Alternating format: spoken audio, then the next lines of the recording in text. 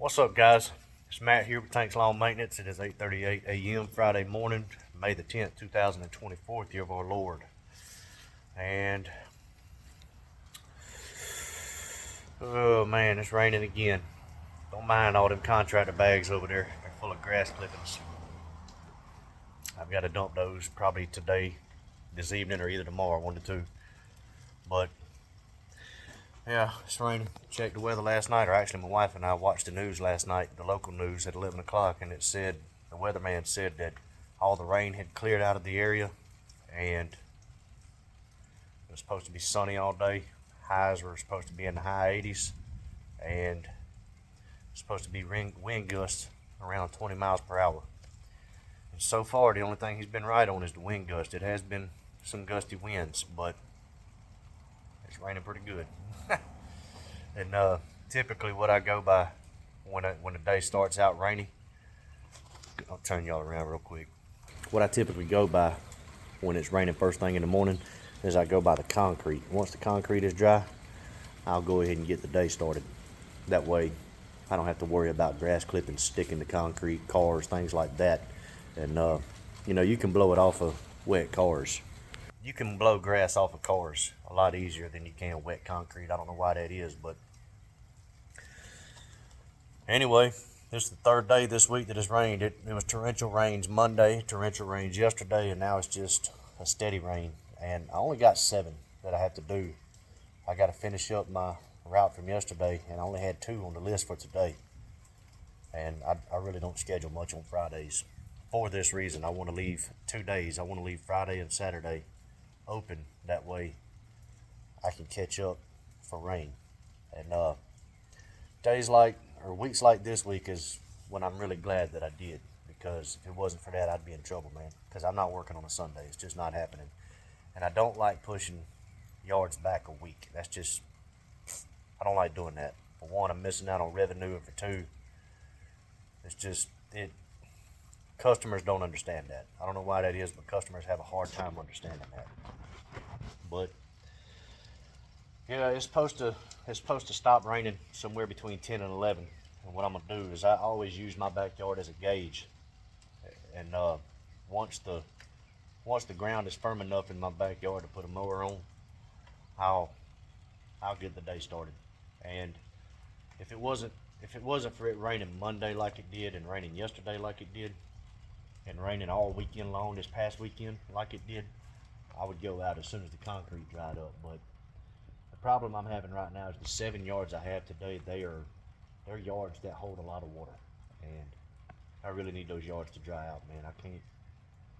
One of them I can't even put a push mower on. It gets so soft. And matter of fact, last time I mowed it, I actually got the push mower stuck, so I had to weed eat the yard, or part of it anyway. So here's what it is, man. The Lord makes it rain, the rain makes the grass grow, and I get paid to make tall grass short. So it's a blessing and a curse, It throws you behind on your routes, but at the same time, if it didn't rain, we'd be broke. So could be worse, man. We could be in drought situations, which in my area we really don't. We're not faced with drought situations in my area. I know a lot of other parts of the country are. They have regulations and stuff like that, but around here, the properties that I have, I don't have a single property that doesn't have an irrigation system, and probably 95% of the properties in this area are equipped with irrigation. And these people around here believe in mowing their yard or watering their yards. Even when it rains, man, you'll see them out here with their sprinklers on. But yeah, so looked at the weather this morning, and it actually said basically the same thing. The Weather Channel app on my phone, I looked at it this morning when my wife and I got up to have a cup of coffee. It was about 5:30, 6 o'clock this morning. The Weather Channel app basically said the same thing. It said it was supposed to be clear, slight wind gusts, and highs in the 80s all day. And wasn't no rain in sight. And I looked at the radar said the same thing. And I walked out here, got the equipment loaded up on the trailer, hooked the trailer up to the truck, crunked the car up, came back inside to help my wife with the kids, and they came out to leave. I came out to leave, and I walked out to this. And I was like, boy, can't win for losing. But it's all good, man. I'm probably gonna get the day started around noon today, and hopefully I'll be able to get everything done by 5. I doubt I will, just because there is a little bit of driving in between my Thursday and Friday routes. So I'll definitely be done before nightfall, but I'd like to get everything done by 5, so I'm gonna be ripping and roaring as soon as this rain quits. But anyway, I'm gonna show you guys something real quick. The Stihl FS 111 RX. I decided yesterday that I was done with this thing. I don't know what happened to it, but yesterday morning, or no, Tuesday morning, I had a bump head, a Echo speed feed head on there, and it's been on there for a little while, but it blew apart on me yesterday, and I put a new one on there, and when I did, I ran it, and then yesterday morning, I got it crunk up and started my routine, how I do my weed eating, and started at the man's mailbox, and I got right around his mailbox, weed eated, and the thing cut off on me. Looked at the gas, it was full, everything looked good on it. Don't know what happened, but it cut off, and I pulled and pulled and pulled on that pull cord, and it just wouldn't crank. So I set it in the back of the truck, grabbed the other weed eater, the 2620, the Echo, finished out what I had, started raining as soon as I got done with everything, and I decided right then to go to the dealership on the other side of town, the Echo dealership, and I bought another weed eater. I bought an Echo 2620T to replace this one, and I said I was going to fix this one. I actually had a spare carburetor that my mechanic gave me. He's a small engine mechanic that lives in our neighborhood, and he's the guy that I go to anytime I have any problems. And he actually had a bunch of carburetors laying around, and he asked me if I needed that carburetor, and it was the exact same one for this. I said, yeah, I'll take it, and he didn't charge me anything, he gave it to me. And so I came home, and I actually talked to Buster down at New Hope Cuts, and he told me, he said, I know what you're going to do. You're going to fix that thing, and you're going to keep it. And I had made my mind up. I was going to put it on curb alert. I was tired of having this thing. I didn't want it in my property, didn't want it in my truck, because every time I get it fixed and running good, it winds up pissing me off. Me and this weed eater right here, we have a love-hate relationship. For some reason, once it gets up above 90 degrees, it just gets hard to crank. And it don't matter how you try to crank it, it gets hard to crank. So I put the guard back on there, swapped the carburetor out, crunk it up just to make sure it would run. And this thing runs like a scalded dog now.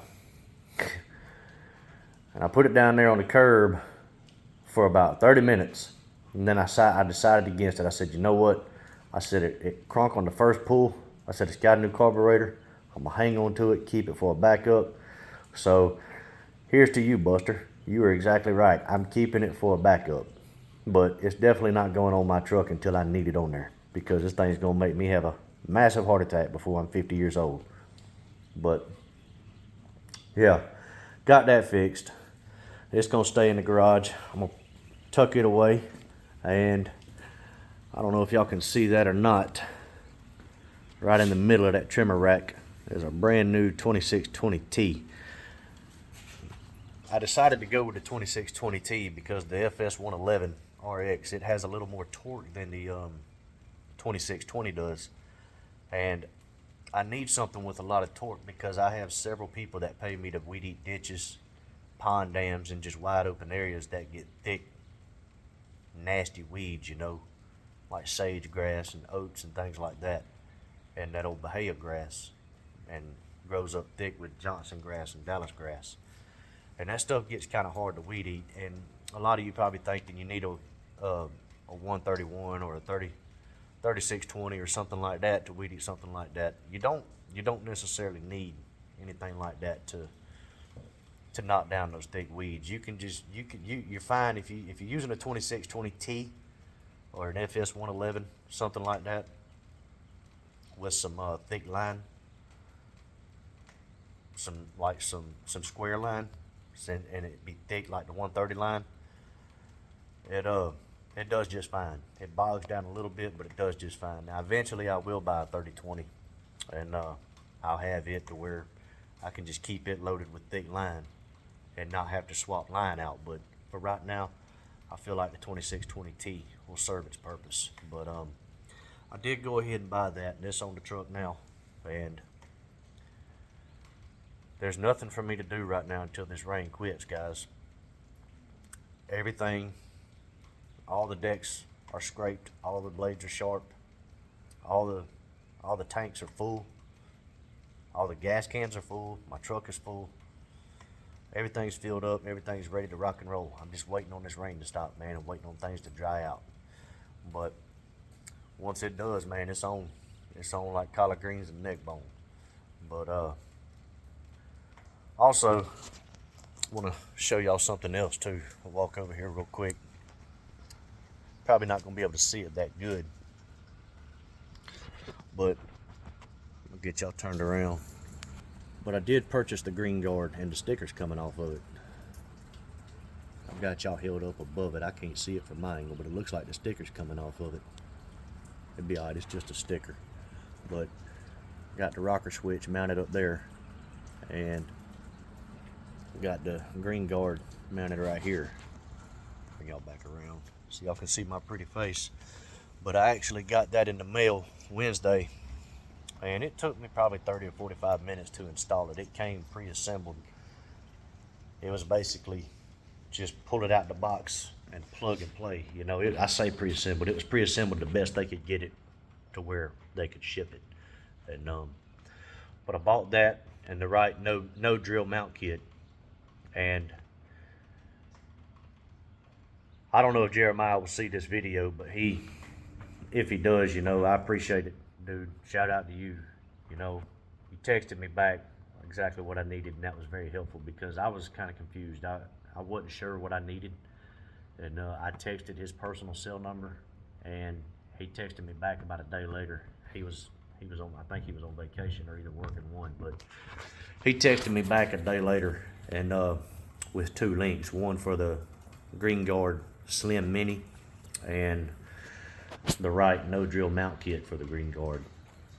And that was exactly what I needed. It was a perfect fit. And the only thing, as of right now, you know, I've only had it on there for a day, but I used it yesterday morning and it worked flawless.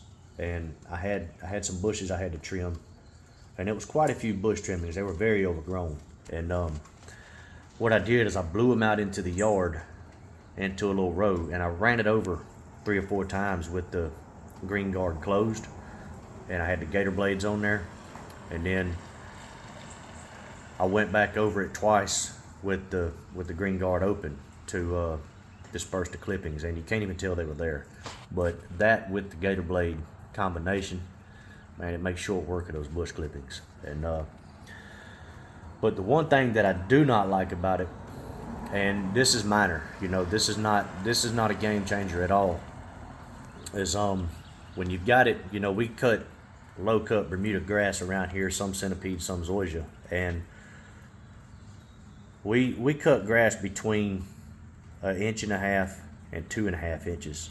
And you know, my mower decks, they go, the lowest they go is 1.5 inches. And when your deck is already lowered all the way down, and you open the Green Guard, it's sticking straight up. It clears the gas tank, but you've got to make sure that you close that Green Guard before you lift the deck back up, because you will bend that flap. And now the flap is rubber.